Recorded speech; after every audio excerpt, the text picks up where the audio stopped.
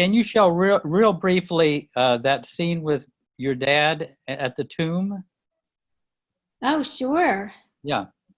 Well, my dad and my mom visited India one time, and he wasn't convinced about Baba. So he came along. My mother was already convinced because from a picture she had at home, she felt Baba had spoken to her. So my dad was rooming with Jeff in MPC. So those were good times back then. Yeah, yeah. And he went up to the tomb, I think after lunch, when of course no one's there. So he walks in, it's empty, and he hears a voice say, "Hello, hello."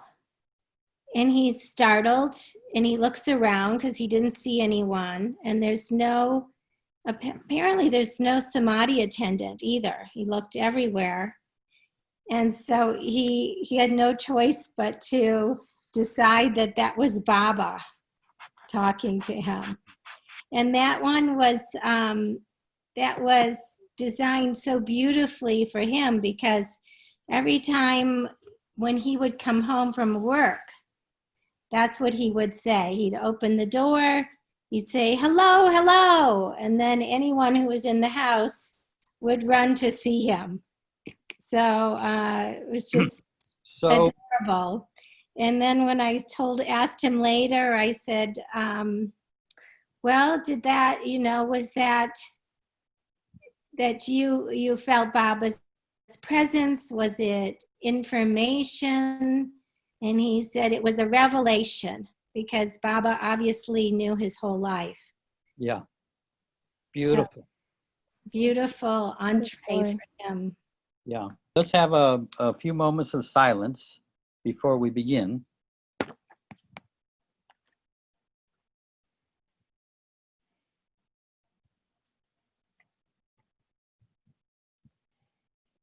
Jai Baba. Darwin began writing this book when he was around 92.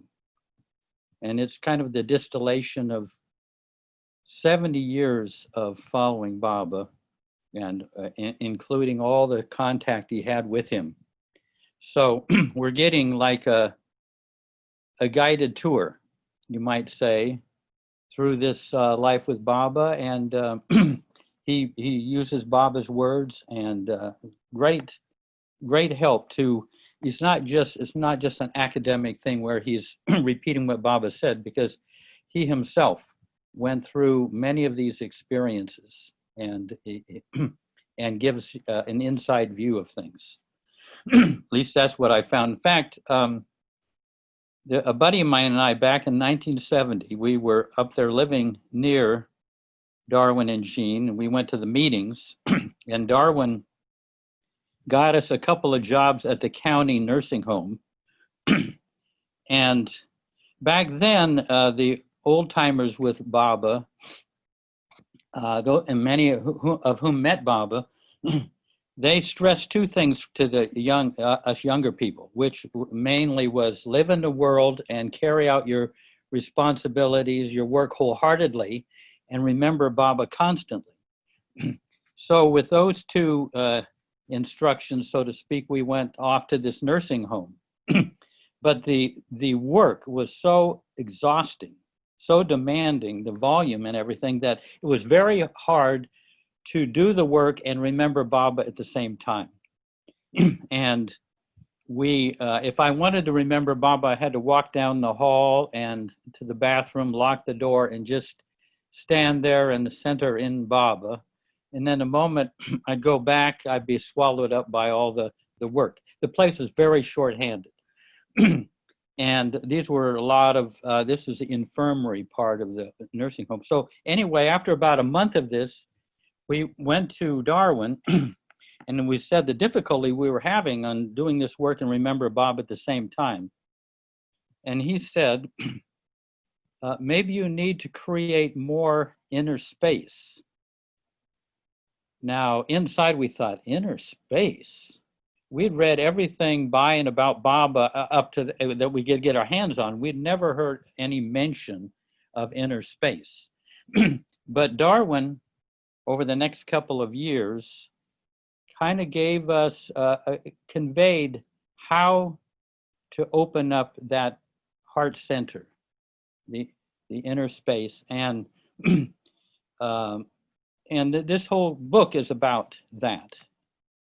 Different ways to open up, so there's some room at the heart level, so that Baba's love and light can come into the heart and hopefully go through the heart and be expressed in this world. Of course, what happens is that it runs into some impediments and obstacles, and so that impede the flow of that love, and that Darwin says that's the work, that's our inner work to be doing, is trying to let go of whatever complexes or false assumptions or limitations that we have created that impede that flow. So anyway, the whole idea of this inner space, when we first heard it, we had no place to put that. But over time, we got to a point where we could do the work and have Baba with us at the same time. And that that was one of the great gifts that we got from being around Darwin. So anyway, that's just to say that if this doesn't make sense to you, well, it didn't make sense to us back then, believe me. So what we do is we read these sub-chapters from the book, and Angela will randomly pick people to read the whole thing, and then anybody wants to chime in or relate to it or share something, feel free to do that. And at the same time, we want to keep in mind that we want to kind of proceed through the book too, so we don't have so much discussion. One time we spent the whole time on just one subchapter, and some people thought, well, they'd like to move along a little faster than that. So keep that in mind.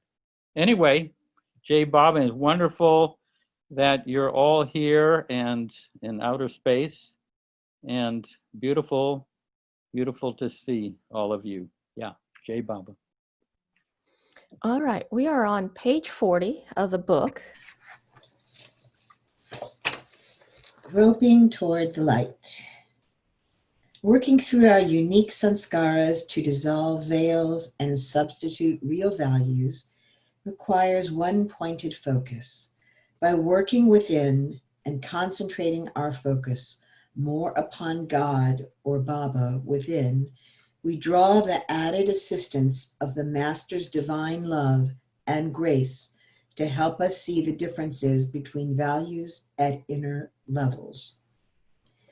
Knowing all of our weaknesses, our karma, and our sanskaras, Baba guides us through experiences that will help us understand and see through the things that allure and trap us into more Mayavic activities. Therefore, instead of reacting to Maya, we are able to let go of Maya through understanding. We make our choices, and through the experience of the light within, compared to the darkness we experience otherwise, those choices are not hard to make. Fortunately, we are not groping in the dark, but groping toward the light. It is difficult to penetrate the sanskaric barriers and see that divine light is constantly flowing within. For years, we are just going on faith and do not seem to be getting anywhere. Then suddenly, like someone digging a long tunnel, we begin to break through to the light. We must try to live in the light and get used to it now. We have to want to change our inner environment to one where we no longer need to take incarnation. This means less attachment to the dark and more to the light. We must now set the furniture in the room in which we want to live in the future. As we grow in strength and begin to experience more of truth than of falsehood. We become more daring to proceed toward the light. Then, as we continue working, tearing the veils, clearing out the dirt, our consciousness can become lighter and clearer, less vague, less cloudy, less filled with cobwebs. We can be more and more aware of reality, not just to see it in the distance, but to realize ourselves as that reality. Wow. Well, this coronavirus being in the epicenter and all has really put my feet to the fire. And, I just have a lot of anxiety about it. And it's hard for me to see the light. And I just wondered if you had any thoughts about that.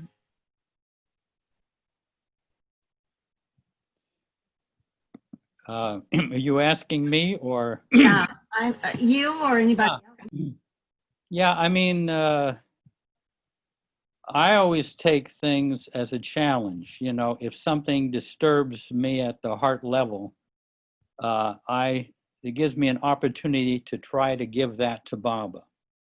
Whatever it happens to be, it's a great opportunity, because the more you give to Baba, as Darwin would say, the more, well, Darwin used to say, if you give whatever you feel deep down to Baba, those impressions get dissolved in his impressionless being. And that, little by little, layer by layer, and that makes more room for him to live in you. So all of these challenges that we face are great opportunities to unload some of our false self on him and then receive his presence. With whatever we give to him is replaced by more of his presence. I don't know if that, and it could be it could be anything. It could be an accident or tragedy or losing your job. All these are great opportunities to give pieces of yourself to Baba. Thank you. Yeah. So the next to the last paragraph of that section, the last sentence, really, he says, we must now set the furniture in the room in which we want to live in the future. And I'm wondering if Jeff could maybe give a sense of that with some kind of example, if you have one, or just say something about that. To me, that's kind of a mysterious sentence.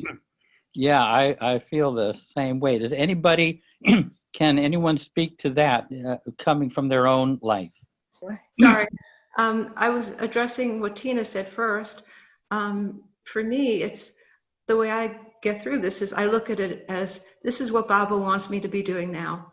And right now, Baba wants us not to be doing very much. And so that's the way I look at it, that Baba is doing what he needs to do through me and through all of us. But, talking about myself, that's how I get through it, that this is what he wants me to be doing at this moment, which is not doing very much. And that's okay, because it's all his will. To address the other question about that paragraph, I just remember, and it rings through me all the time, Mani saying to pack your bags well. Just pack your bag well, because what you pack, you will unpack next time. And that's really it. That's all I had to say. Beautiful. Wow. Peter, go ahead. All right, thank you. It's more in reference to what we just read, but with regard to what the woman said, sometimes when I get to that feeling of panic, every so often I start getting this feeling of really deep anxiety and like, oh, crapness.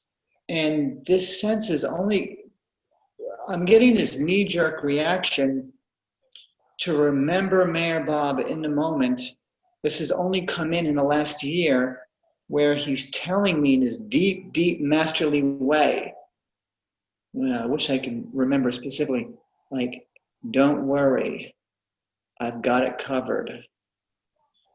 Don't worry, you have nothing to worry about. Then sometimes it comes through, this is all an illusion. It's a game, it's a play. Like, don't worry about it. But then on the other hand, I remember coming back from the Southeast gathering years ago, and there was something that somebody said at the gathering that said, the more we see life as an illusion, the more we know we're loving God. And as I'm coming back from this trip, I remember having read in this book about the corruption in the food industry, all these corrupted places. And there was a bibliography filled with books to read about the corruption and how life and what is conventionally done is there to disturb us. And I thought I was wasting my time reading all these books. And then when I realized it was showing that everything is an illusion, that's when I know I had been doing the right thing. I'd been reading a lot of the right books to show me, and I know that this reference is saying, no, in all of our weaknesses, our karma, and our sanskaras. But on the other hand, it made me have to change, because I saw that what was out there was an illusion. I need to find another way. I need find a more natural way. But I see it as needing to constantly change perception, change my own perception of what's out there, to show whatever's on the face value isn't real. That's what it constantly taught me, that I have to go deeper. I have to go past what's on the face value. It's just like if I see a grocery store that looks very, very pretty and perfect on the outside, let me dig deeper. Let me see what's on the ingredient label of every product. And quite frankly, I happen to see skull and crossbones now. So it was a regular digging past the label, past the outer, to see the inner. It's like to see what their inner was. And I had to constantly shed my preconceived notions on what was out there. And I suppose a lot of other people did the same thing too. I can keep going, but I'll pass with that. Thanks. Thank you, Peter. Yeah. I think it's very helpful. I wouldn't have concluded that it's all an illusion on my own, but the fact that Baba said it, I had to start, questioning, maybe this isn't all real. And that the fact that it's also all an illusion is actually lightened everything. Because prior to that, I was responsible for everything. And everything was pretty heavy. And Baba introducing the idea that it's all an illusion kind of lightens everything across the board. That was my experience. Yeah. In reference to that line, we must now set the furniture in the room in which we want to live in the future. What came to mind for me was if I was an actor and I was just getting into the business, and I got a chance to hang out with just a few other people, with somebody like Laurence Olivier, after 70 years in that world, being able to hear from them and learn from their playbook, how they did it and how they got through it and how they became masters of it. And what just came to me was there was a show called The Actors Studio where they would always have a veteran actor. And at the end, there would always be this question time where all the neophytes who haven't graduated yet would ask all the questions. And that's what it feels like to me, that we're all sitting here. I can't speak for anybody else, but it's like we're watching the stage, and Darwin was one of these actors, and he's been there, done that, and he's giving us some of his experiences. And when I read that line, it was like, stay tuned, you're going to get it. We're just not there yet. But Yeah. The fact that we know it's there and that there's structure to it and there's a way to do it, it's not just haphazard, it's not just fumbling about. There's actually a way to do this. To me, it's very, very exciting. Well said. Jim. Yeah. Yeah, definitely. And Jack, go ahead. Yeah, excuse me. Yeah, it's all well and good what everyone has said. I take the second sentence and the last sentence and put them together. For me, Darwin is challenging me to try to be aware of what's distracting me. I mean, my senses are always out there, but and are the main basis for all the impressions and sanskaras that accumulate on a second to second basis. But for me, is to concentrate on what's keeping me away from feeling that I'm okay. I'm okay, in the sense in my relationship with my inner self, aka Baba. And the future, the furniture to me is only moved around when I let go of whatever mosquito is continuing to bite me or pester me. Uh, with the fondest hope that I'll remember his name at my last breath. That's all I'm really interested in. Good. Excellent. Yeah, excellent. And Thea. Yeah, so the furniture being rearranged and the fears associated with it, it goes together to me, right? Like, so any time that, ostensibly in this period of time, everyone is undergoing a lot of increase in their consciousness and expansion of their consciousness and growth. That's what we've been told. And in order to do that, it means letting go of a lot of things that we used to hold to be true and used to believe were the things to rest upon. And so necessarily those things will have to enhance to the point where it becomes obvious that they are not the actual goal, they're not the divinity, or we will not let go of them. Like, it's that thing of like, oh, I tried this thing, it worked before, I thought this way about something, it will work before, it'll work again. And it has to get to the point where it doesn't work, so that we break out of that old pattern and develop something new, and take that step and move forward.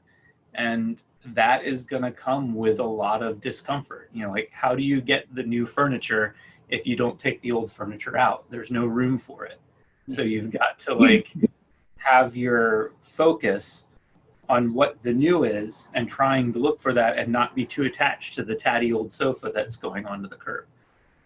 Even though that sofa was super comfy. And letting go of old identity is scary, and letting go of old ways of being is scary.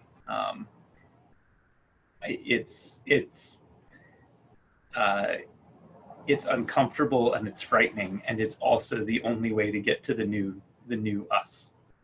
So, Yeah, beautiful. Dan, does that clarify that a little bit for you? Yeah, that's all good. And I did appreciate, I think it was Jim Oppenheim's comment there to begin with, kind of pulling the whole paragraph together, which I singled out that last sentence, but that second sentence is super important there to me. All a part of the context, and still very challenging, very mysterious. But I'm satisfied, for the moment, for sure. Yeah. Thank you. Yeah. First, I want to say, Thea, I really liked your analogy. That was excellent. Great visualization. And part of what I want to say in relationship to the passage about setting up the furniture in the room is that particular passage gives me hope about being able to make real changes in myself in preparation for what's to come. And at the same time, there's also the part of me that understands what Baba understands that Baba talks about. Everything is already planned out and whatnot. And then, so those two ideas are kind of contradictory. And on the one hand, it makes me feel very much comforted to know that everything was planned out, such that any misstep that I make, or any harm that I might cause another person, it's a little easier for me to have compassion for myself from the space of, okay, well, this is me just playing out my karma, and I can be aware of it, and I can try to make a different choice and choose to do something different next time with this. So it kind of helps me be compassionate for myself. But at the same time, these are still two, kind of opposing ideas. This idea of being able to rearrange the furniture for a room that you'll live in the future, build, kind of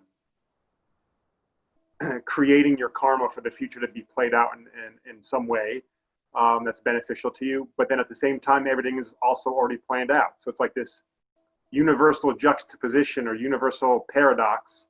And I was just wondering if anybody can speak to that paradox. How do you deal with both of those sides of this situation?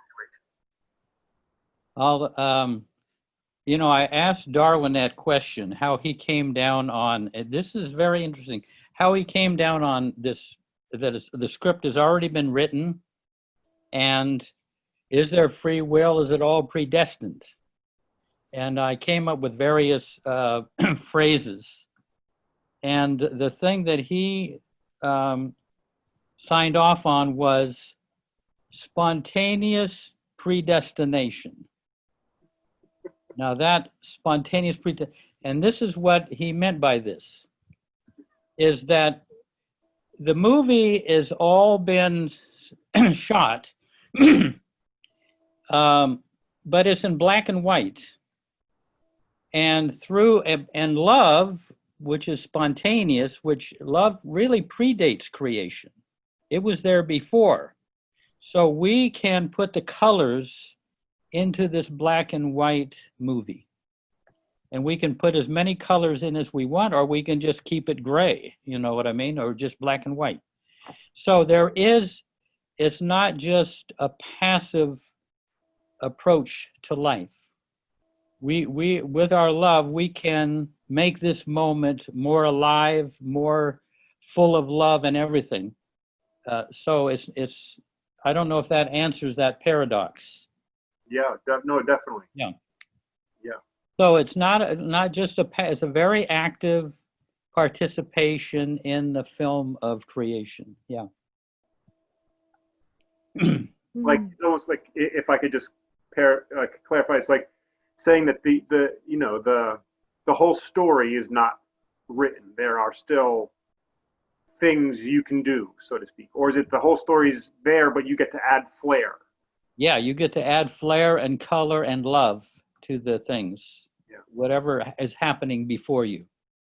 You can be tuned out from what's happening for you, or you can get lovingly engaged in it. Yeah. It's like that. Wow. A whole bunch of hands went up since you said that. So we're, Marcia, you were on before that comment. Yeah, so I think what you just said was great, and what I was thinking about when I raised my hand, though, was that when you go back to the reading and he talks about Baba is a light and we move from the dark, well, it looks to me like Baba has, like you said, this is a movie, and it was created, I think I read somewhere with the original whim, and like we are, and each of us, all the souls are the same, but we're like, everyone's different, but we're all in the same position. But anyway, to get to what I was going to say was that Baba is a light, and he moves us from the dark to the light. And he's given us tools. I had to write it down because I don't remember, to handle the situations.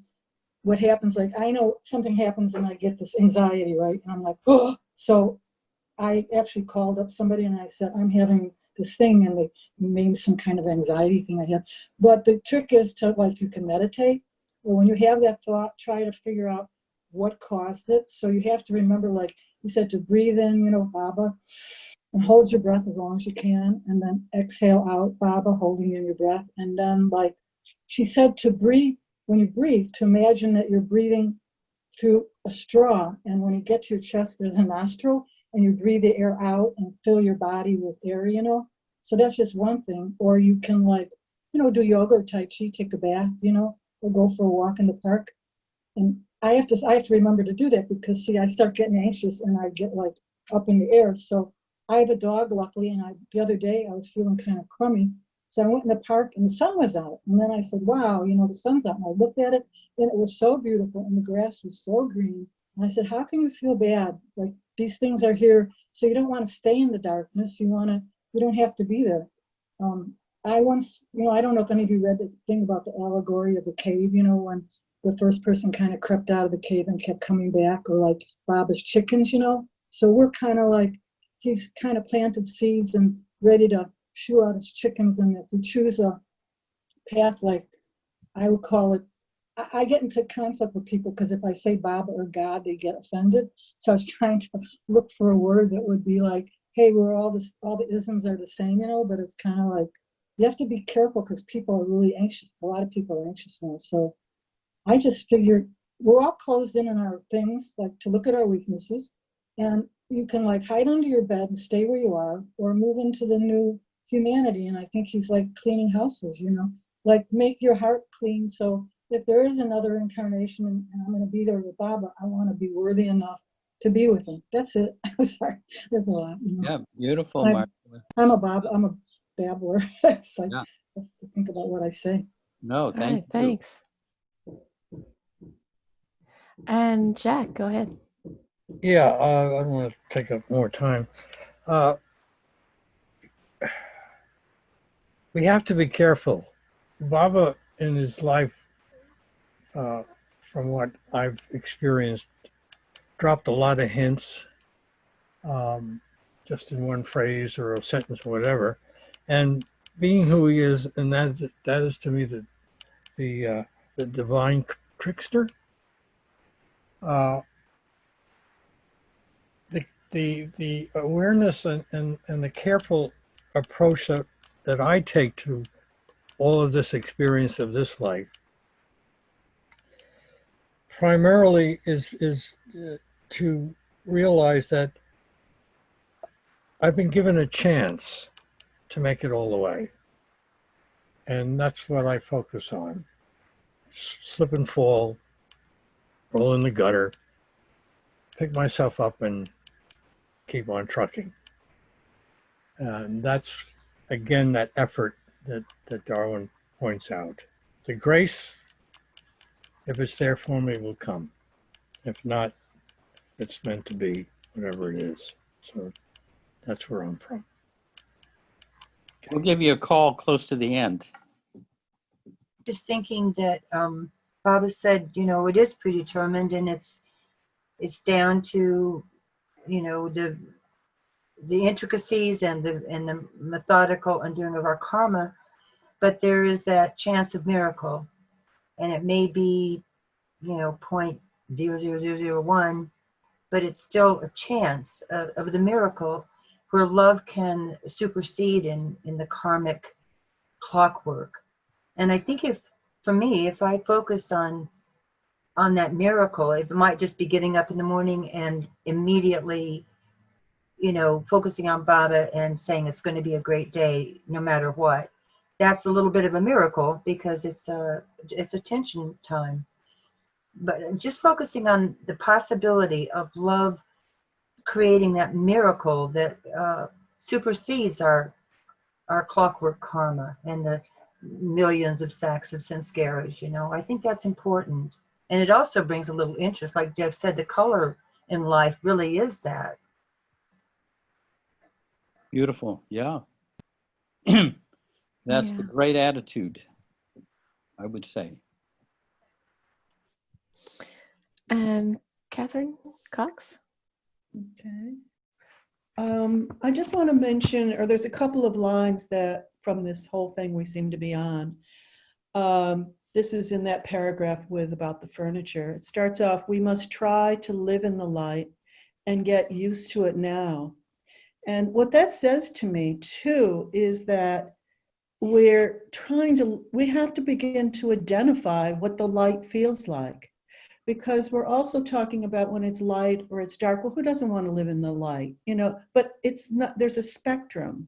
And so just even identifying what the light is or how that feels. And in the subchapter before this one, I just outlined it. I went back to see, and it says, if whatever we are doing gives us a feeling of light, so that we can see more deeply within and have more spiritual insight, then we know we're on the right track.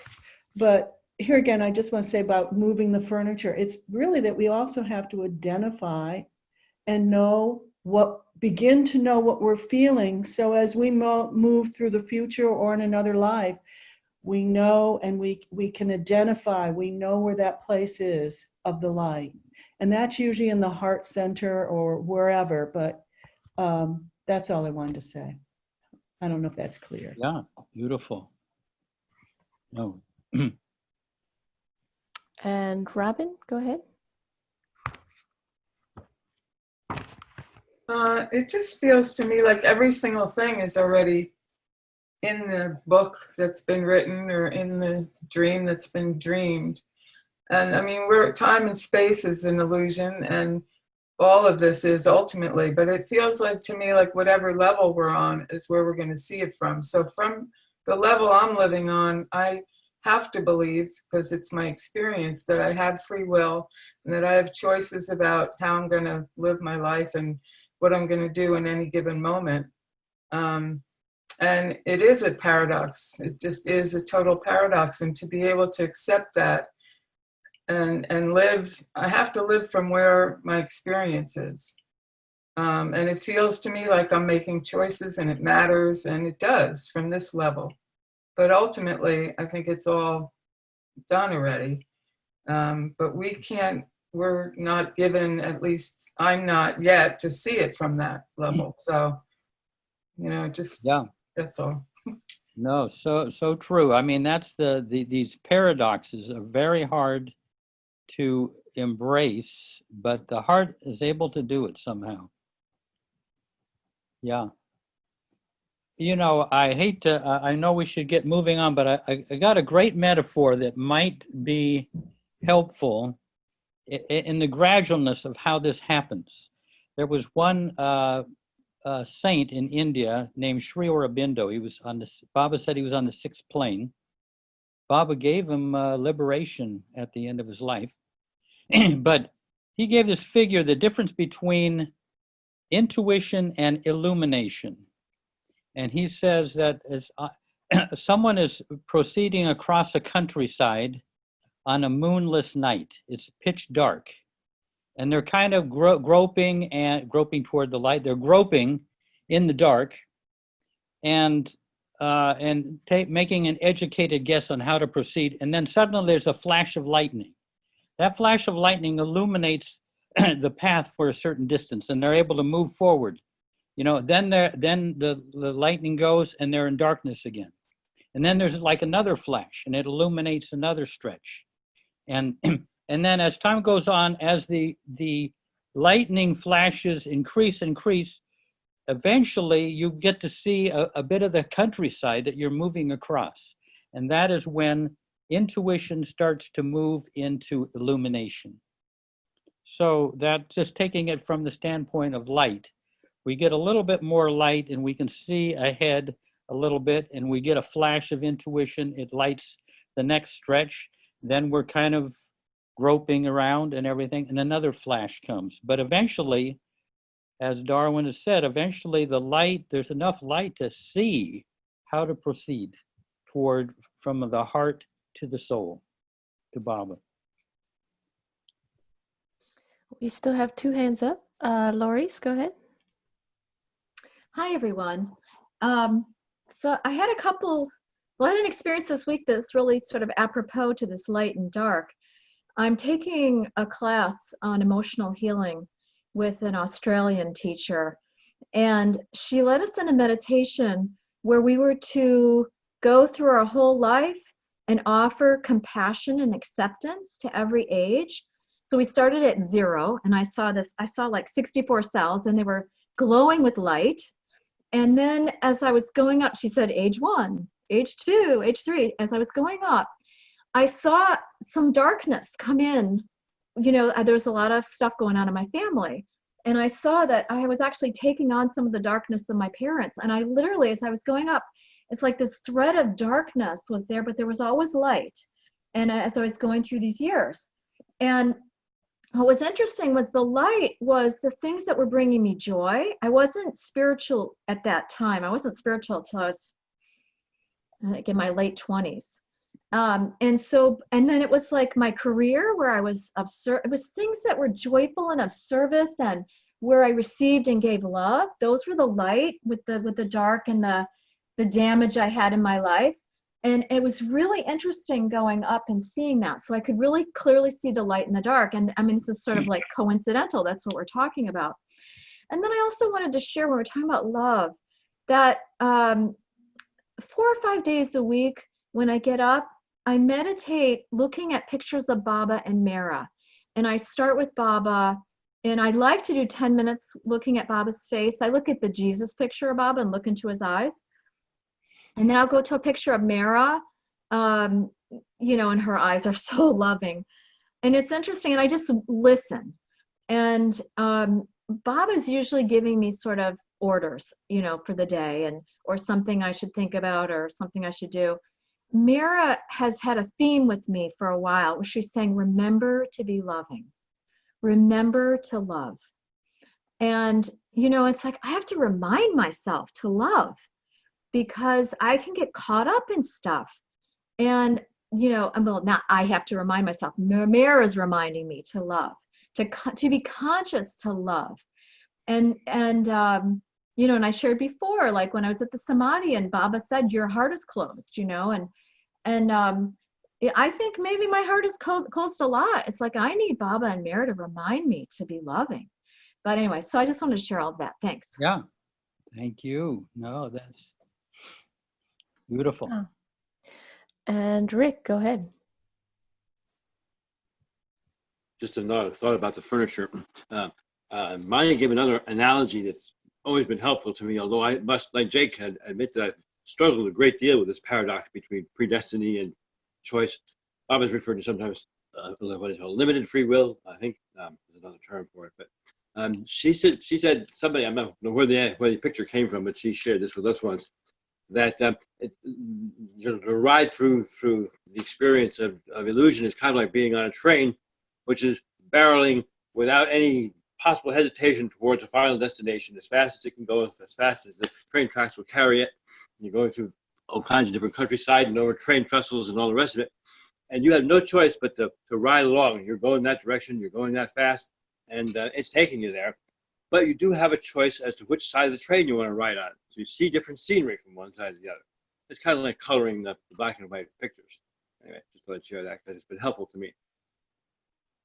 Yeah, beautiful, Rick. Yeah, Baba gave an analogy like that too. Yeah. We all want to be free.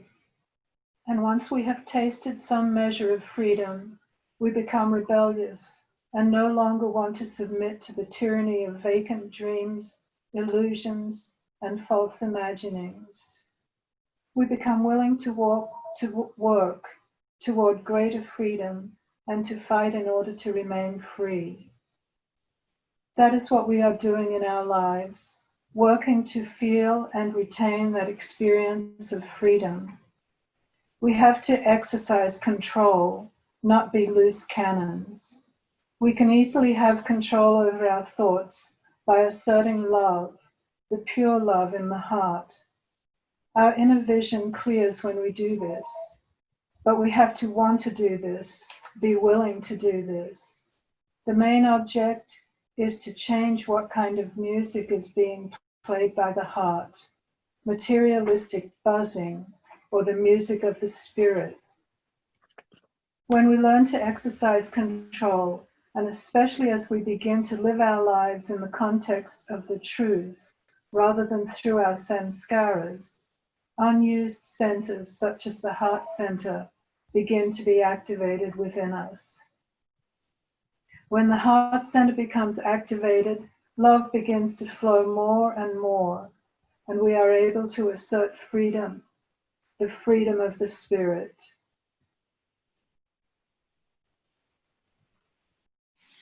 Changing our focus. Normal consciousness is like hypnotic sleep.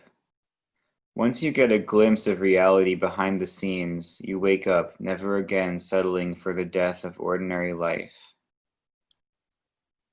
Meher Baba is trying and suffering to help us reach the level of the spirit. We must fight the battles of our addictions, keeping our focus on him. This gives us the focus we need so that desires can drop away. We may not be sure that what we are doing is right, but if we have good intentions, integrity of purpose, Baba comes to our aid within and works with us. He supports us and walks with us, and when we fall, he picks us up and helps us to get going again. I find it amazing that Baba works with us on the most minute things. He is actually more interested in our progress than we are. Baba is most definitely working with all who wish to have him do so. This is the main part of our relationship with him. He is constantly working with us. It is not that he works with us a little bit now and then, but I feel that he is willing to work with us constantly, as long as we are willing to be truly dedicated to the spiritual path. This is his work, to help us see what we can do. He says that although we have to work along the path ourselves, his part of it, as I have mentioned earlier, is to confirm and consolidate our highest intuitions and perceptions, and to precipitate our consciousness to the next plane of consciousness. But work we must make an effort. And in addition to our 100% effort, we have to accept 100% grace. This seems like a paradox, but Meher Baba said in his universal message that he came to release that divine grace. His work for us is our salvation. I like that Baba's work is, Darwin says Baba's work is not with us intermittently. It's always there, but we're the ones that are a bit intermittent on joining in the work, but Baba, Darwin always emphasized that Baba is personally interested in everyone, not just his lovers, but everybody. He is right there. I don't know how he does it, but he's right there seeing to everybody's spiritual growth and personally.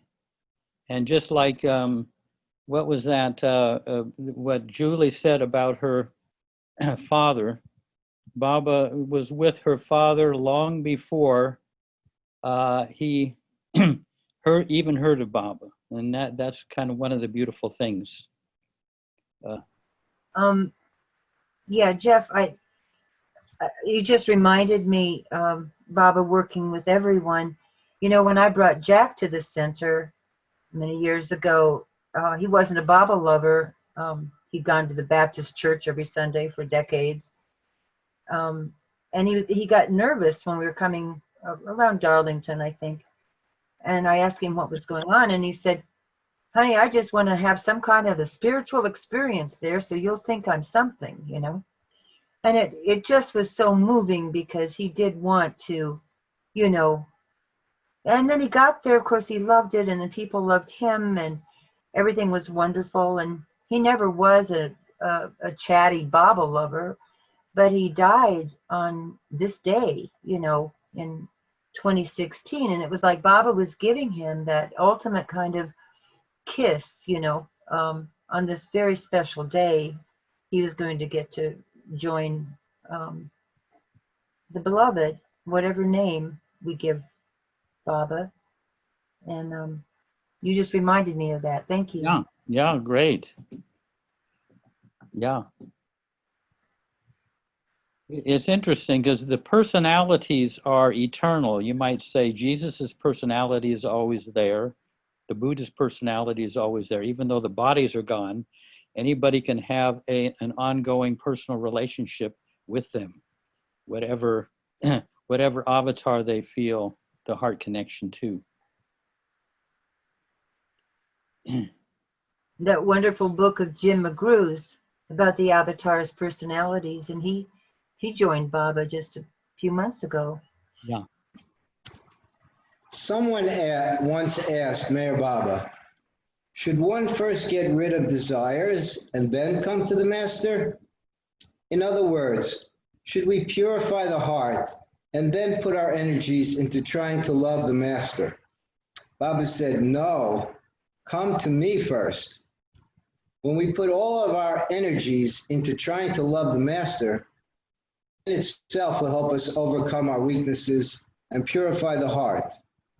Doing so creates a centrifugal force, throwing out the false and preventing more of the false from coming in. Our vibrations step up a great deal. Our inner vision is greater, and we dare to plunge ahead. I think a lot of people, unfortunately, make their weaknesses an obstacle. This is one of the big pitfalls. They say, I am not deserving of Baba's love. Feeling unworthy, they make that a barrier between themselves and the master. But you cannot wait until you become pure of heart and have no weaknesses. Baba cautioned us not to make that mistake. In his discourse, True Discipleship, Baba says that the disciple should love in spite of his weaknesses and not tarry till he can purify his own heart. In other words, do not inhibit your love because of your failures or your weaknesses. He knows all of our weaknesses and our faults, and his love for us is unconditional, unbound by orthodoxy or any limitation. He accepts us without judgment. In Mayor Baba, we find sanctuary, safety, and security. Try to be aware of his love for you as an individual. His disposition toward us is that of unbroken, sweet, loving care all the time. His true nature is not subject to anger or vindictiveness. The apparent cycle of push-pull that we experience with him as he operates on our sanskaras is necessary. Try to get closer to him each time. That subchapter is just a tremendous relief to hear read for me. And I can see myself in years past, of course, at times, trying to, struggling with, the issue that's described there. So, but thank God Baba has made it clearer and clearer to me over the years that, don't get distracted by it. Yeah. Don't be so full of yourself. Don't be,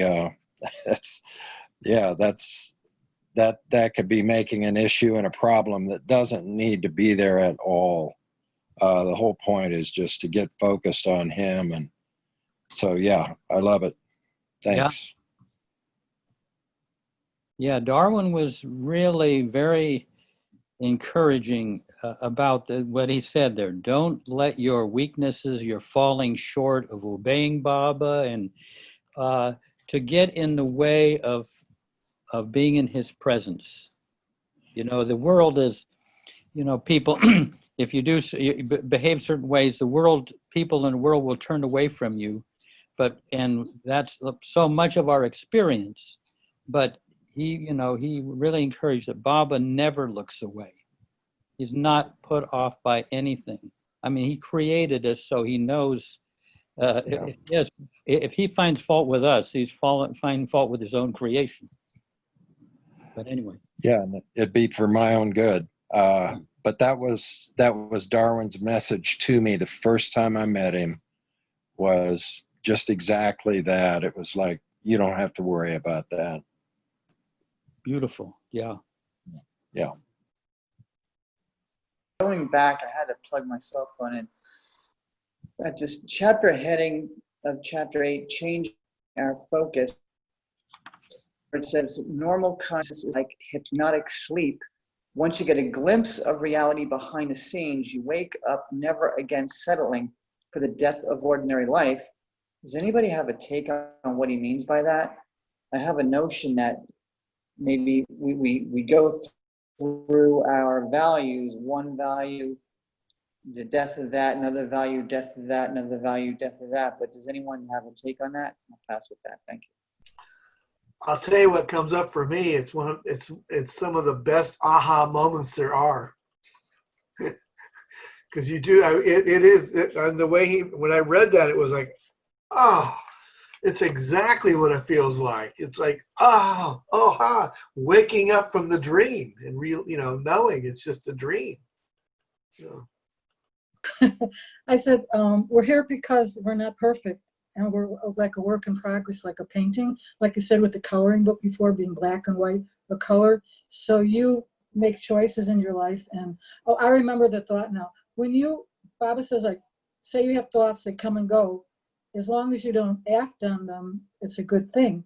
But my question is, when you do act on something, like it creates more karma and impressions. But sometimes there's something in the gross world that hits you so bad that you lose it, and then you feel bad. But then I think, well, Baba's placed me in this situation because why would it happen? Because things just, what I mean? It's like things pop in and out. And I said, when do you decide that you should have action or no action? You can't live in the world and not have no action, but it's really hard not to react to people, especially, I know I don't react to people on the street that I get mad at because they're not wearing a mask, so that, I think maybe he's referring to that, not reacting to things because you can't control that, and that would create karma. But what if somebody that is doing something and you feel like you should tell them something? Do you keep it a secret because you don't want to act? I mean, it's a question I just have, Mm-hmm. Crazy. Yeah, we'll keep that on the on the hold. Yeah. On the hold. Yeah, that's another whole subject. Yeah. Sorry, I just came. Yeah. I have to learn. That's what I said about learning to breathe and think before I talk. Because I'm the kind of person, once I say something, I'm like, oh, I shouldn't have said that, And so I said we shouldn't be so judgmental of each other because we're we're all in the same boat. It's hard. Yeah. No, I'm pretty shy, so this is hard for me. Very, that's a subject in itself that we'll probably tackle one of these times. Let me say one thing that I've found in myself. This, kind of beating ourselves up because of our weaknesses and shortcomings and being shy and to be in front of Baba. There's a hidden perfectionism that I tracked down in myself that's impossible to satisfy. I mean, we have an idea of how we should be, or we inherit that growing up in any culture, and that's all kind of a worldly perfectionism, and it leaves you falling short. So it's important to see, at least I found myself to find out what kind of perfectionism have I bought into that's kind of hidden, and take a look at that, because that is directly related to feeling bad about my shortcomings and weaknesses. So I just throw that out as something to ponder. To the question Peter asked about the first two lines. So it also goes for me with getting to know the light. What does the light feel like? Because I don't want to settle for the death of ordinary life, because I've had these moments and they're often in the company of others who understand more, who have been with Baba, or in this group, for example. I feel like the only bad sin is to keep bad company, something like that. Like sin is to keep bad company. So by keeping the best company, it puts me in the light. And then there are those moments. And I also feel like right now, it's like we're all in our little monasteries, and we're being pushed into kind of, somebody had mentioned in meditation, we're being pushed into our own without others necessarily. It's harder, than having the mandali around to remind us, or being able to go to the Bala Center. So anyway, those moments of the light, and then I do not want to settle for the ordinary life. I have known better. Yeah. Beautiful. Yep. Billy has his hand up. Yeah. Hi, this is Billy. I wanted to say one thing before anything else, is I have to leave early and I don't know how to do it, and so I'll try to be on time next time. But here's something that really what Darwin said. It's about Baba doing that push and pull with a parent push and pull that we experience, and it's really hard for me. My weaknesses, that's my go-to. When Baba is kind of distancing himself from me, then I really, it's really terrible. So what I have done every now and then, I just really get not angry at Baba, but I have to marshal all of my energies so that it can go to Baba, and even when he's backing up, I'm still going after him. I suppose in that, if I can do that, then I'll go to Baba instead of my weaknesses, which that's all I can say about that. Yeah. Thank you. Thank you, Billy. Yeah, that creates longing, that apparent distance. There's also a quote, I think it's in Zen, but it's when the student is ready, the master appears. And when the student is really ready, the master disappears. So it's good to remember that sometimes when you're feeling left alone, it's because he's trusting you to live your life and hold him as you do it. And sometimes that gets me through the really tricky parts, because I've had like that period where things all become, where you see through the dream and then you go back to the dream, and then you feel not only you're back, but you feel far away from your beloved, and the separation anxiety is substantial. So it's that challenge, right? Like to love. It's like the same kind of thing of loving any beloved when they're away. Even a partner is a small sample of that. To that, even though they're not really gone, they're in there. And I find when I look, I can usually find signs, even if it's not the resounding, momentous moments that I remember at other times. Yeah. No. What was that? What was that line you gave when the disciple is ready, the master appears? What was that quote? Yeah. I don't know who said it originally, right? But I've seen it a couple times, and it's when the student is ready, the master appears, and when the student is truly ready, the master disappears. Yeah. That's good. Yeah. And Laurice, go ahead. Oh, gosh, I had to say something because of what Thea just said. I was reading Merwan's book today, and there's a description in 1955 when they had this, yes, please, when they had the Sahavasas that were the 4 different languages, and I think it's the basis of Listen Humanity was those Sahavasas. But anyway, Merwan was saying that this is the one that he went to, that Baba it was all at Mehrabad, but then they took them to Merazad. Baba took them to Merazad one day and then took them up Seclusion Hill. And he did a discourse. There were some people who were trying to take a shortcut up, and he said, I told you to follow me, not go ahead. And he did this beautiful discourse about that the master has a thread around everybody's waist. And that at first, he loves them up and brings them very close and gets them in. And then he starts letting out the thread.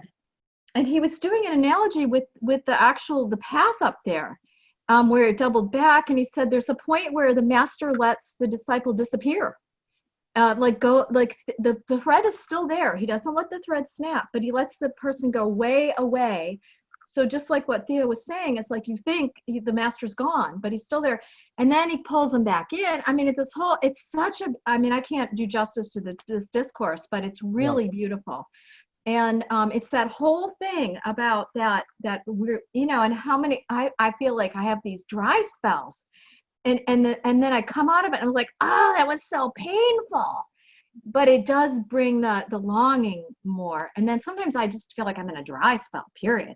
But then sometimes I feel really close, but it's gorgeous. It's in there. The title is 1955 in Merwan's book. Yeah, good. Yeah, I remember that. Someone asked Kitty, do you feel Baba? Kitty Davy. And Kitty says, no, I haven't felt him for years.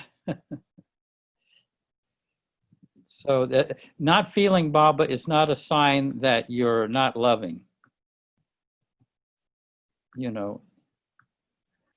But of course, it's really nice to feel Baba, but it's not a sign that you are not living for him. I can also, this just reminded me, I had a realization some time ago too, that sometimes Baba puts me in positions where I feel far away from him, or where my attachments will get fed, right? Like my worldly stuff. And I've come to the conclusion that part of it is sometimes when they're really small, they're hard to get at, but if you feed them a little, they can grow, and then they get really obvious, and then you got to get rid of them. And so it's sometimes I think he pushes me away so that I will notice something, or something will come up, and then he can it's almost like you build something up so you can knock it off clean instead of have these little bits left hanging on or something. So that's what I always end up hoping. But sometimes I get so truly lost in the that I am the worst. It's amusing to me now, and it's amusing to say out loud, but the moment it's real of that I am the worst person, and everybody else will get enlightenment except for me, and Baba, whatever, that I've just fundamentally messed up. I'm the one who goes out, or the one who messes up the fourth plane, and I did it already and I'm on my way down, just absurd stories of my own dude, it's hilarious to say out loud, right? But the mind does that stuff, it just does it, or my mind does anyway, and it's amazing to me how insidious it is, right? It's such an insidious thing. Yeah. So true. We've all been through that.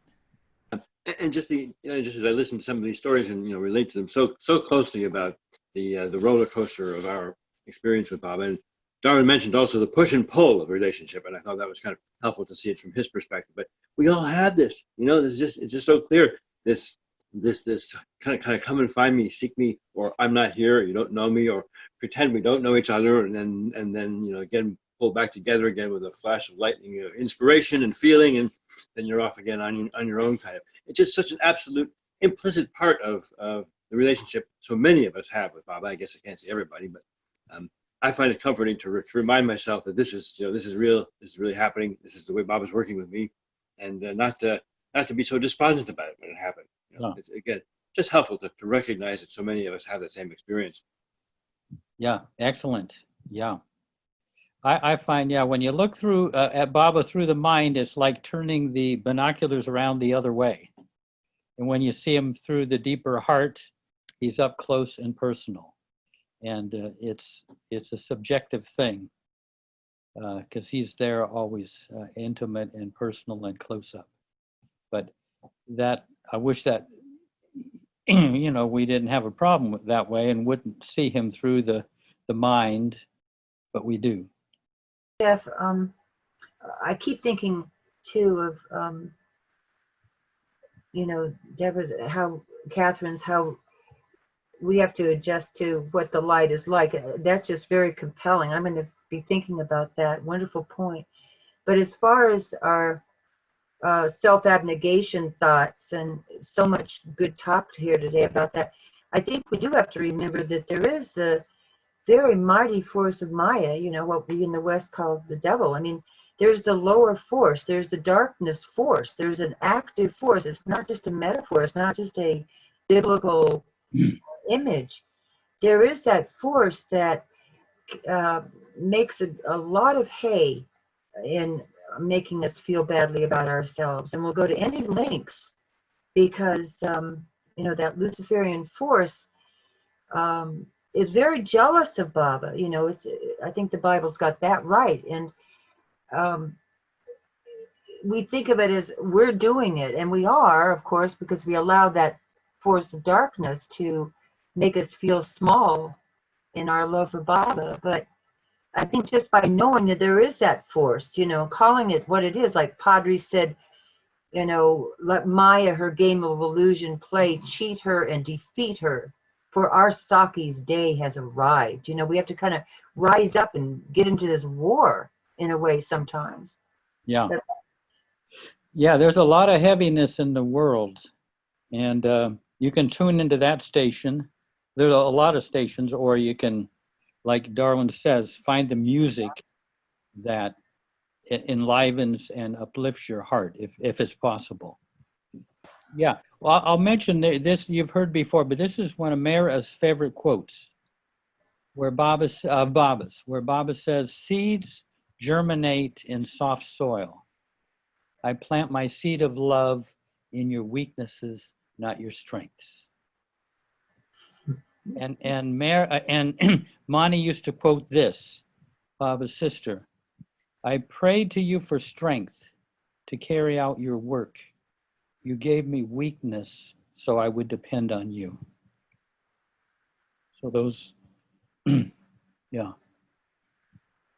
Remember, he always says, when you feel that you've fall prey to your weaknesses, that you can bathe in the pool of love that he's placed within us. So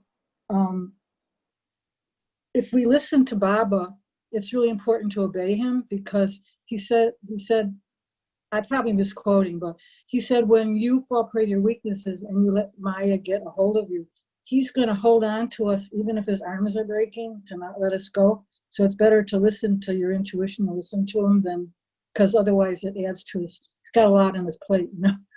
So,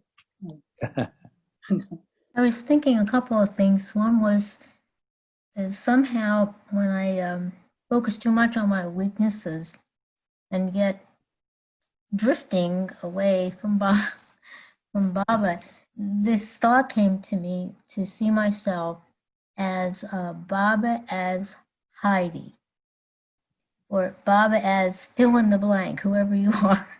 And it somehow gels, and it makes it easier to accept, because I think Baba uses our weaknesses for good for some reason. I can't articulate that any more than I am saying it, but I do believe it's true, because I feel it and see it, the evidence of it.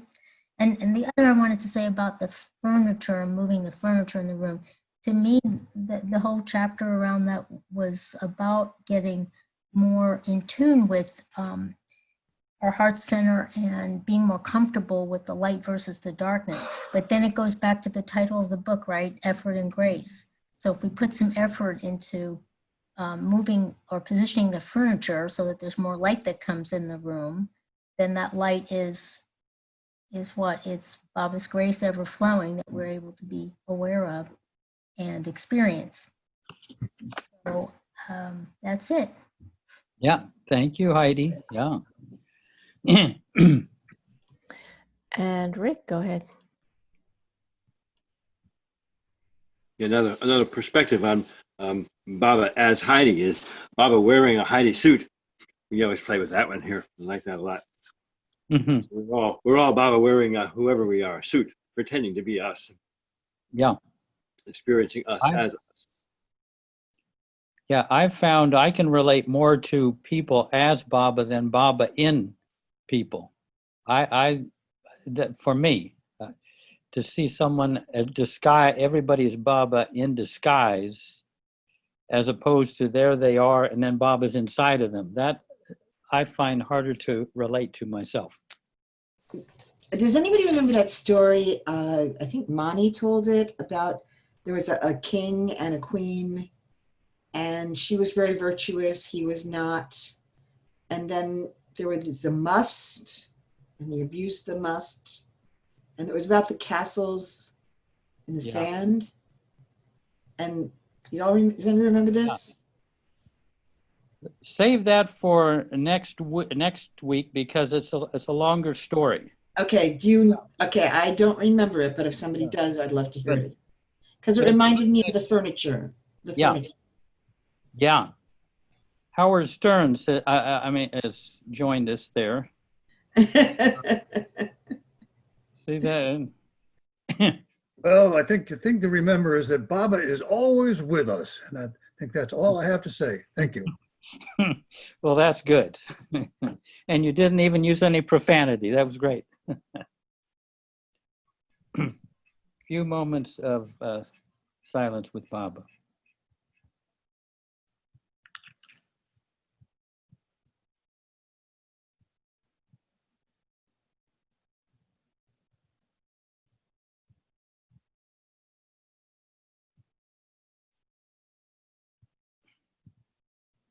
Jai Baba. Well. Jai Baba. So the formal part of the meeting is over. Feel free to unmute yourselves if you'd like to have some free form conversation. Yeah, nice. The beautiful sharing, and you people speak so beautifully about your inner life with Baba. I mean, it's very touching. Yeah. And it's amazing that he's there for each one of us in that intimate, personal way, and we can talk about it. Incredible. Hi, it's Cindy. I wanted to say that that used to make me a little jealous. Like, how could Baba really love everyone so much? And it was about an Amrtithi 6 or 7 years ago, and standing in the barn, I had that, whatever that was, that limitation, that separateness, that jealousy, envy, whatever it was, dissolved. And I had the experience during the silence at Amrtithi that Baba could love us all infinitely and unconditionally, and there was no lack because of that. Yeah. Those are invaluable experiences. Yeah. It's Jim. Yeah. I just want to mention the feeling of appreciation that, this is a jewel of a meeting to be able to have this every week. And what used to be just in Myrtle Beach, this is some of the reason why some of us would travel to Myrtle Beach, not just the center, but, to have this kind of community and to have this, literally around the world now, to be able to do this is just amazing. So, thank you, Bob. Thank you, Jim. Yeah. Thank you, Jeff. Yeah. And Angela. Can I share something? Yeah.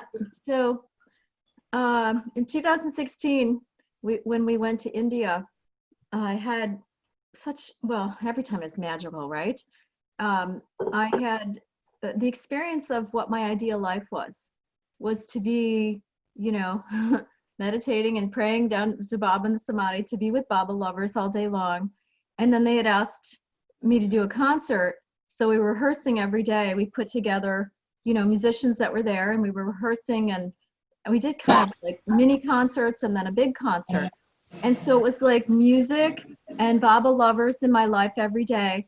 And then we left there and I went into a deep depression because I thought, well, I can't have my ideal life, you know? And I feel like recently it was like, well, why can't you have your ideal life? You can connect with Baba lovers every single day now.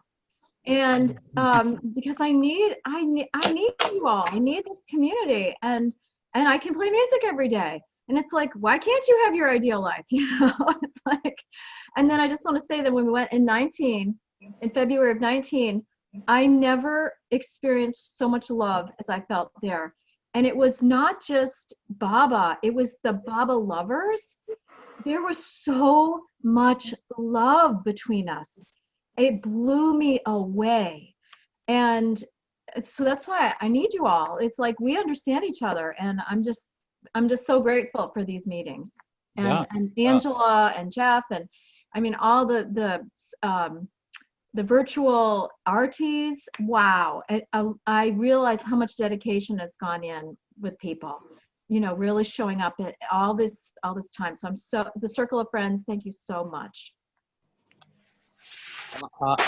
I'll share something brief. I was working, I think, back in the 80s sometime. I was at Baba's house working in the garden, just raking. It was in the afternoon. I didn't have any particular thoughts going on. And suddenly Baba flashes this to me. And sometimes Baba will flash something, and then it's not in any language, but I know how to translate it. And he flashes this to me with a sense of humor. And he says, "No one can love me the way you do." Then there's a pause. "Better than you do.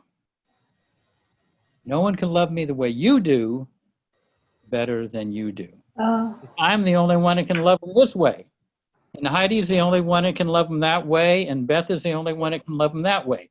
So, you know, I'm nutmeg, someone else is cinnamon, someone else is cardamom. Yeah, There's no comparison. Yeah, that's really powerful. Very, very powerful. I mean, it was a sense of humor, but, you know, I said, no one can love me the way you do. And I could say, wow, really? You know, but, you know, I'm the only one that can do it this way. And Marcia, one that can do it that way. Yeah. So, yeah. I'm going to call you Nutmeg from now on whenever I see you. Different layers of cake. Yeah. It's not, no comparison.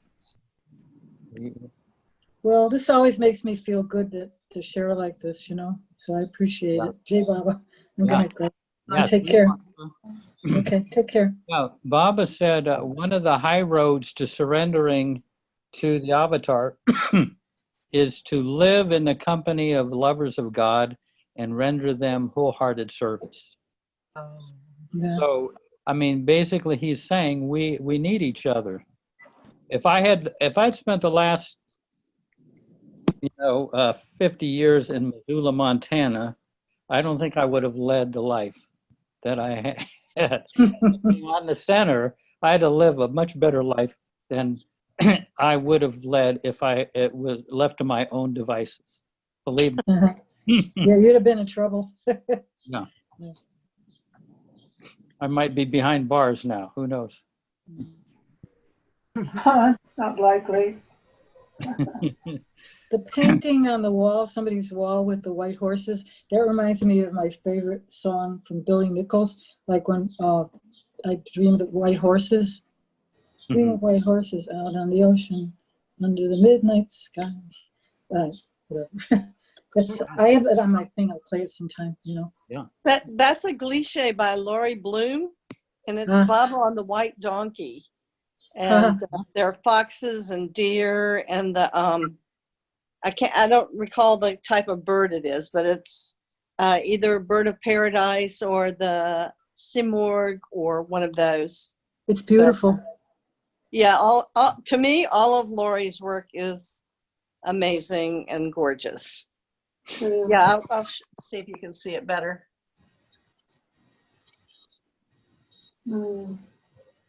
Yeah, Alan, yeah.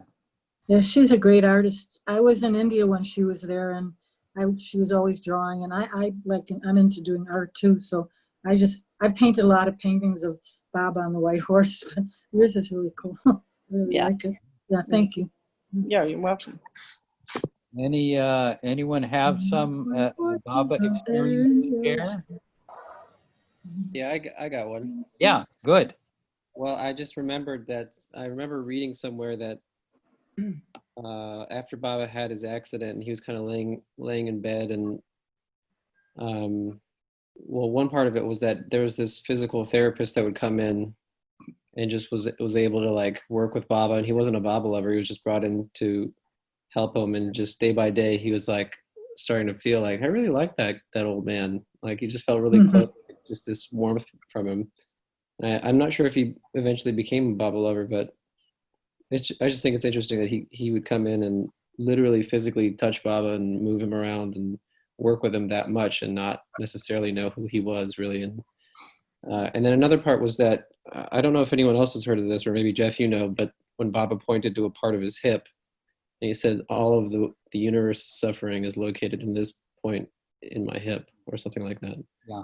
I never had, that just kind of, blew my mind. So I don't know. That was the second accident. In 62, right. And Dr. Dawkins said, he could have gotten Baba to England and had his hip all repaired. I remember Mary was saying that, but Baba said that would defeat the whole purpose of the accident, which was to center the pain of the world on my hip. I mean, they could have really, with the best surgeons, restored his hip, but he just let it go.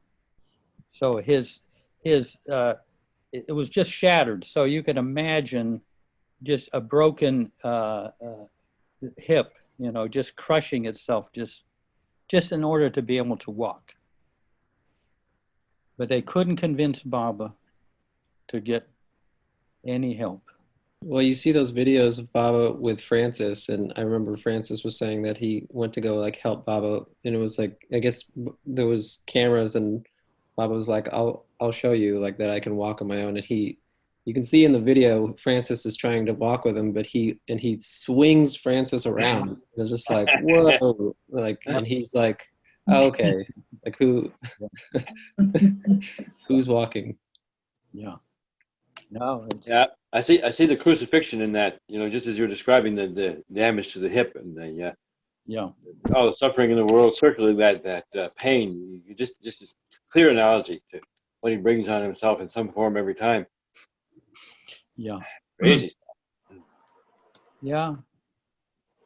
I think he has to suffer more than everybody in the world. Otherwise, we wouldn't think he was God. Nobody has to endure that much.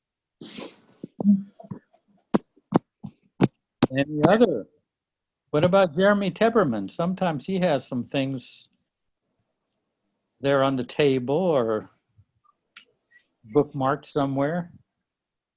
Not really today. I'm feeling a little bit brain foggy today.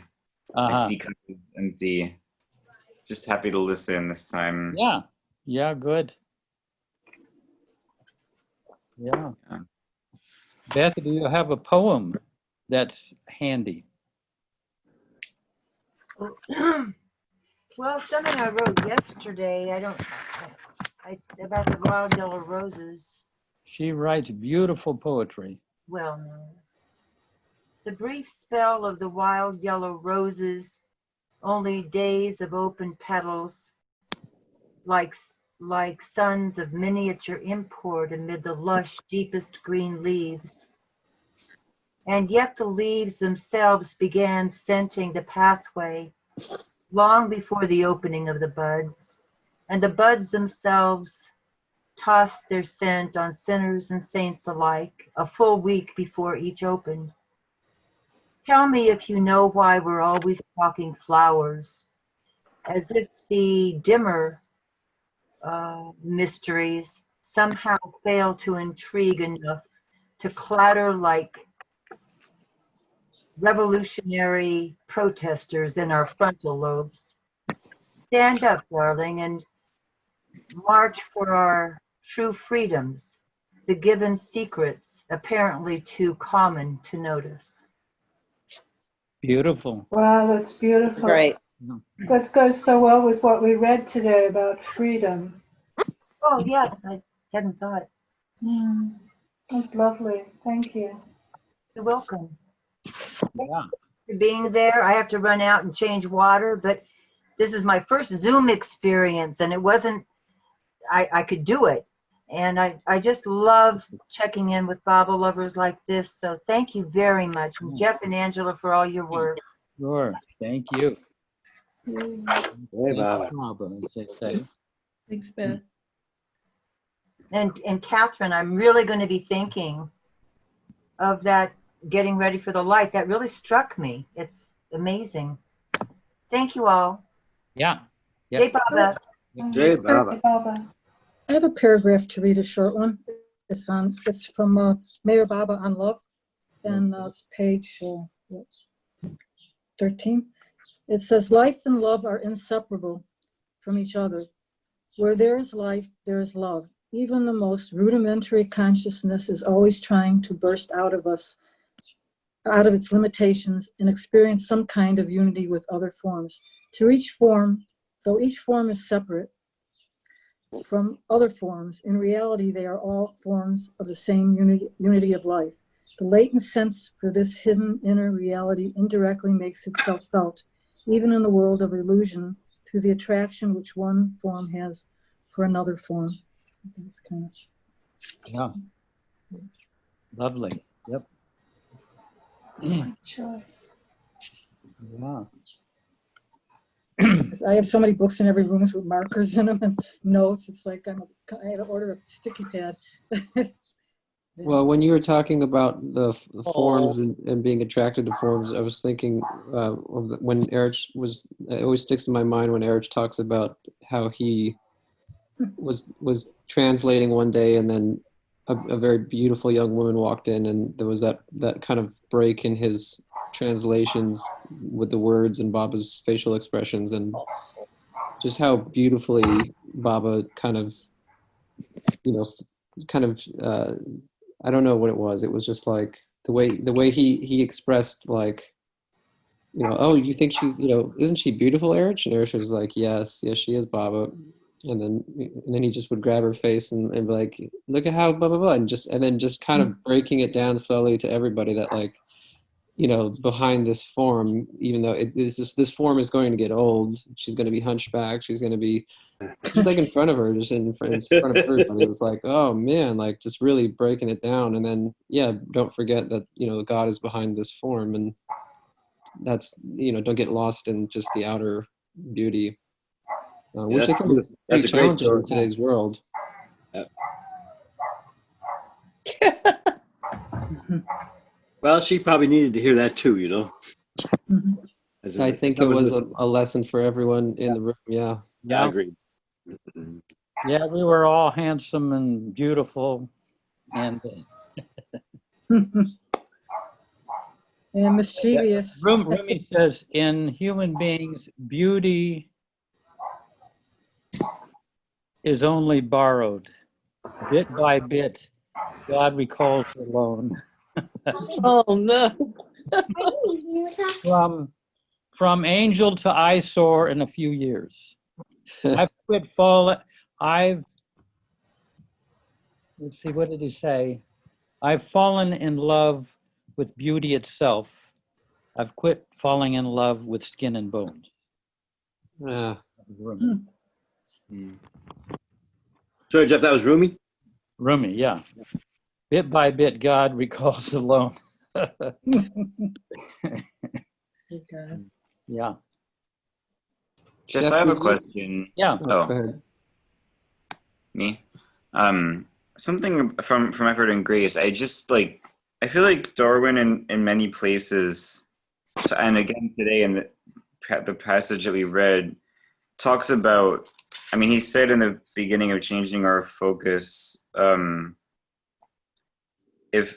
if we have good intentions, integrity of purpose, Baba comes to our aid within and works with us. And he said a lot of other things along those lines. But did you ever ask him like what happens when we don't put the effort in? Like it doesn't sit right with me, this like contingency of like Baba helps us if we're doing our part. But I don't know, like part of me just has to believe that like Baba's working on us or with us any regardless. But yeah, did you ever talk to him about that? Great question, Jeremy. Yeah. Yeah. Not like looking for, yeah, go ahead. Yeah, I mean, the more we are trying to live the higher side of love, I would say the more we're going to feel Baba's grace. If we kind of live at a lower level, you know, we don't quite feel it usually as much. And that's why to have that determination to try to be loving in every moment, we're going to get some backing from him. If we just kind of give in to our selfishness, we all know that experience. It's just not that inspired. It's not that alive. We got our way. We got what we want, but it doesn't enliven our interior. So you kind of, you get a kind of instant payback, or I don't want, not payback, but instant feedback, which is good, because then we can kind of alter things and try to live for. Possibly be a Maine Coon. What's that? Yeah, I don't know. Does that?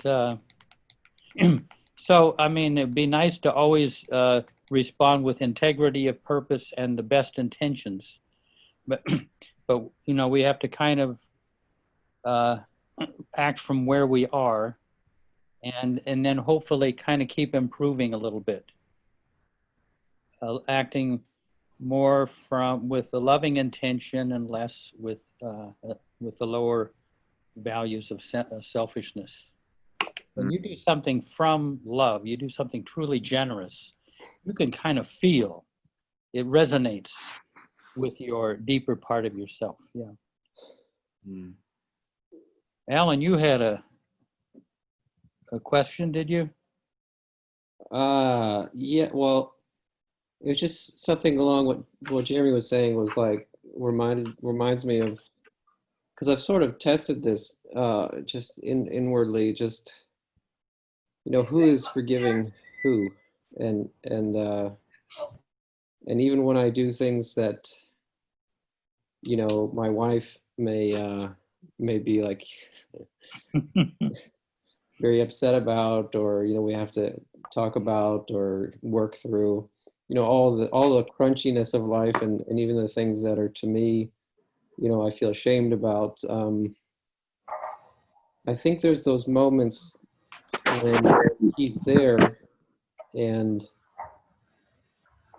he forgives me right there and then. Yeah. And I realize how much I actually don't really know him. And I realize how much I've just really been kind of myself pushing him away, because I don't think I could handle that amount of how much he loves me, really. I don't know. Or you limit the unconditional love that Baba has to give. It's hard to imagine. Yeah. I remember Bao Kalchura used to say, remove the word sin from your dictionary. But, you know, like I say, self-forgiveness and self-compassion is, I have found an integral part of this. Yeah. We're going to make, like I say, we're a mixture of love and selfishness and everything in between. We can't just be loving all the time. Yeah, if you look into Baba's eyes, you know, you'll see, I think you could see everything, and it's pretty terrifying and also extremely exhilarating, but it's all of it. He's everything, he's all of the everything. So when Darwin met Baba for the first time in the hotel lobby,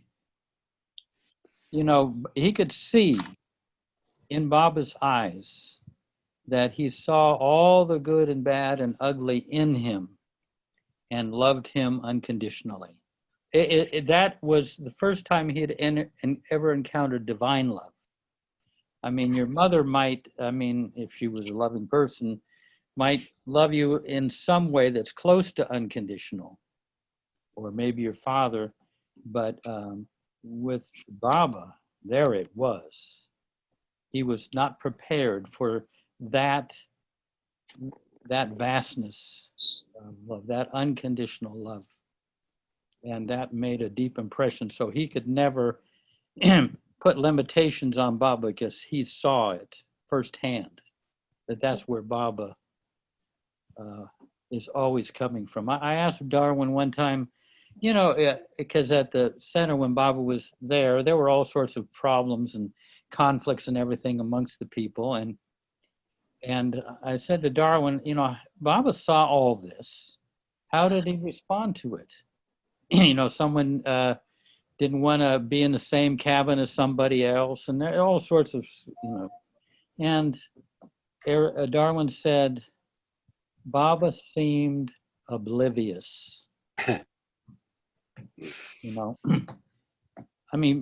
We're looking at people's clothes and we're getting upset with them, say, at a certain age. We don't worry about what people wear so much anymore. We've kind of gotten beyond that. Well, Baba's way beyond how people behave, because their essence is God. And if you see that, it's hard to get upset with the clothes they're wearing or the role they're playing. Yeah. Now, here's the thing, that Baba seems to disapprove of things, especially with the mandali. Yeah. And so, we kind of think, wow, you can really become the brunt of Baba's disapproval. So you get this kind of Christian God who disapproves. Yeah. But Baba's disapproval is the only way that he can keep us from doing something that is going to hurt us. Keep us from doing something that's not in our best interest. For example, sometimes I can contemplate something and I look at a smiling face of Bob and this photograph frowns. Yeah, of course. I'm happy. Crazy business, but it's true. But Bob is telling me, Jeff, that's not such a good, what you're contemplating is not the best thing for you to do. But it does feel like disapproval somehow. Yeah, he doesn't actually really disapprove. That's my experience, that he doesn't really disapprove. But what can he do if you're a mother and your child goes out in the street? You scream bloody murder to try to get the child back out of the road, out of the street. But there's not a drop of hatred or real anger in there. It is pure love that gets that mother to scream at her child. So that's how I felt about Baba. I've disapproved of my own behavior, but I don't feel Baba really disapproves. I don't know. It's temporary. It's provisional disapproval. It's to keep us from doing something that's harmful to us or hurtful to us. And that's one expression, one way that he can keep us. Yeah, there's another way that Baba, in something I read about with Erich, of really just, it's sort of like how, if you don't look behind what's the scenes, it might just seem kind of, nonsensical. But for example, when there was a man who came to visit Baba and he wanted his wife to meet Baba really badly, and so he was kind of pushing people through the crowd, but he was moving backwards towards Baba and pushing people, elbowing them, being really rude. And he was kind of just, helping his wife come forward, and he was just kept doing that. And he was going backwards with his hindquarters in the air, And finally it got to a point where he was about to literally, like, Erich is watching this and he's like looking at Baba and looking at this guy coming towards Baba.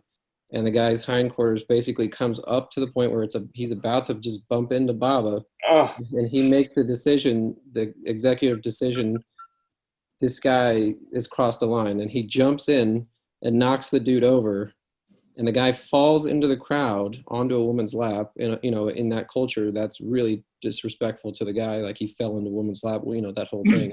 He was just basically, he was super upset, and he gets up and he's just berating Erich, and he's screaming obscenities, like completely cussing him out. And Erich is like about to, he's hot. Erich is fire too, so he was about to blow up. And then finally Baba was like, Erich, you apologize to him now. And he was like he just had to like completely surrender. Like, he was like, bad, Erich, like, that's not okay, like, you don't do that, you know. And then he was just like, I'm very sorry, sir. And like, he had to basically be humiliated and have this guy screaming at him. And every time he saw that same guy in the street, the guy would still cuss him out, and he had to just say sorry and thank you. And yeah, you know, but I mean, that's another lesson of like tisk tisk, but it was like more of the effacing part of it, like sandpaper. Yeah. And Baba prevented that man from being humiliated. That man, the effect that could have on his life with Baba, the humiliation would be much more profound than than throwing it on Erich. Erich is having to apologize for something that the man himself should be apologizing to him and Baba for. So these are, you know, very subtle things that take place. Yeah. Hey, Jeff, there was a little sentence or two about repentance and acceptance of Baba's forgiveness in something from Bhavana 2 on the pink Baba Daily Quote today. Just a sentence, I think it is. I thought it was very apropos to some of what we were discussing here. I can find it again. You rose to your feet, enveloped by your silent splendor. Then you spoke for the first time in a tone of gentle sweetness. Try to remember me full-heartedly. Real repentance means absolute trust in my continual forgiving. Accept this, and the acceptance will blossom in your heart in glorious ways. Be of good cheer. Don't be despondent. Never fear. I am always with you. Yeah, beautiful. I once asked Erich, what was Baba's forgiveness like? How did he experience it? And he said, when you do something selfish and unkind to somebody, you know, you go to before God, people do, and they make this plea to be forgiven, and they keep they keep making this plea until they feel forgiven. But he said with Baba, when you did something unkind and selfish, the remorse you feel for having done that is the sign that you've already been forgiven. So the remorse is his forgiveness. Yeah. Well, bye-bye. Thank you. Yeah, Have a good dinner. Elizabeth, nice to see you. Jeff, thank you so much. This is so great. I love it. Thank you, I Jeff. don't know if you remember, Jeff, last time I was down in Myrtle Beach, you talked about this book, and I said, oh, I would move to Myrtle Beach to be a part of that group to discuss this book. Yeah. And, you know, I think Barbara said sometime, if you can't come to him, he comes to you. Yeah. So he's coming to all of us. Yeah, no, that book that he wrote, boy, did he provide us with a lot of mileage on this path to Baba. I mean, it's so incredible. Grateful for Darwin. Yeah. So grateful I got to meet him. Yeah. No, you would have, and he was very unassuming. Yeah. I used to call him Clark Kent. You know. His faith was so strong. Yeah. You know, his faith, and it carries you. It would carry you if you needed it. Yeah. Thank you. Yeah. Much love. Lovely to everybody. see you. Yep. All righty. Just want to say congratulations to Rick and Paula. You're gonna be grandparents again. Oh. Oh, I saw on grandparents. Facebook. I spoke to Jessie. She said that she's gonna have a baby in October. Okay. You know more than we do now. Beautiful. Really? Oh. Rick and Paula, they're gonna be grandparents again. Yeah. Oh, good. Jesse's gonna have a baby. Jesse and Matt. Yeah. Love to Matt and Jesse. You know, when I'm out in the garden, I think of Matt. He's been over here. We all do. Yeah. We Okay. all think of him. Jay Baba.